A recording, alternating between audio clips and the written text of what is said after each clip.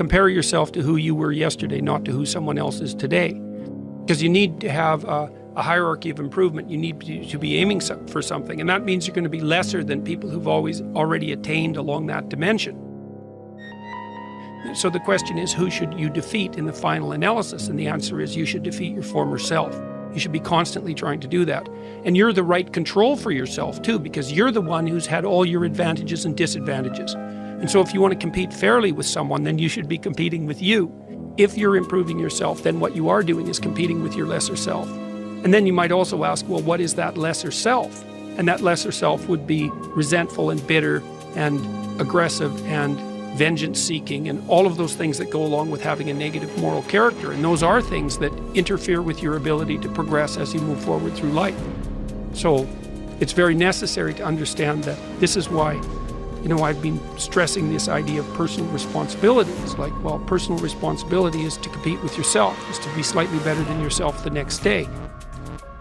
And it better in some way that you can actually manage, and that's humility. Like, well, I'm a flawed person, I've got all my problems. Could I be as good as person X? It's like not the right question. The right question is, could you be slightly better tomorrow than your currently flawed self? And the answer to that is, if you have enough humility to set the bar properly low, then you could be better tomorrow than you are today. And you might say, well, what's the right way of being in the world, if there is such a thing? And it's not acting according to a set of rules. It's attempting continually to transcend the flawed thing that you currently are. And what's so interesting about that is that the meaning in life is to be found in that pursuit.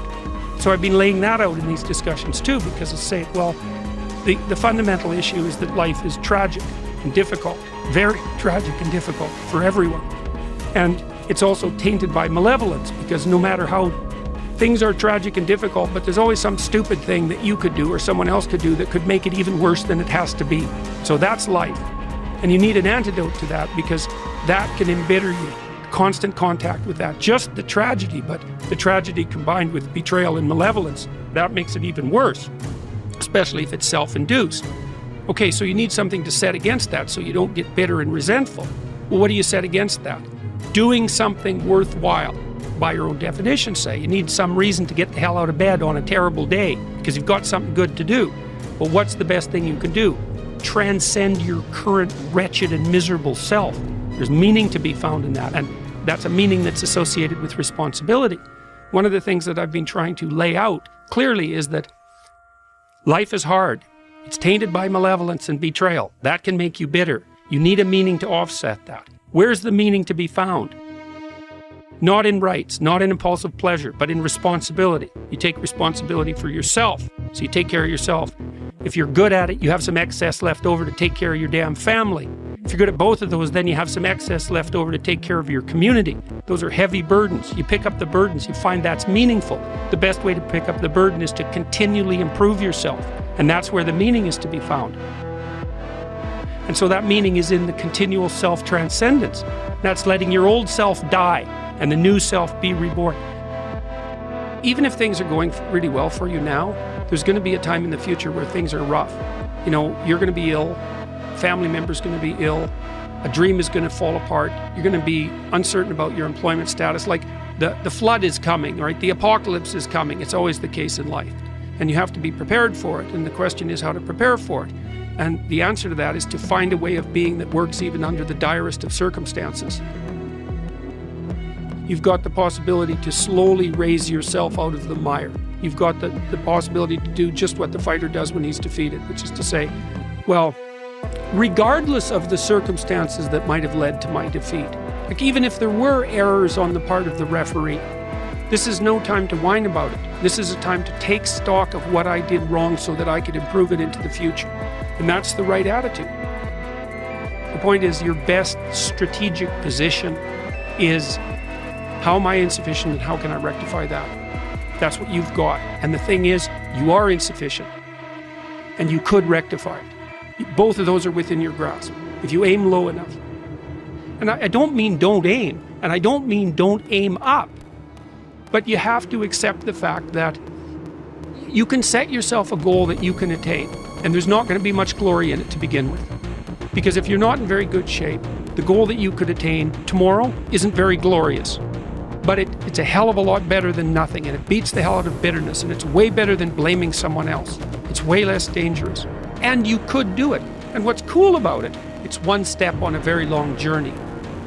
And it starts to compound on you. So a small step today puts you in a position to take a slightly bigger step the next day, and then that puts you in a position to take a slightly bigger step the next day. And you do that for 2 or 3 years, man, you're starting to stride.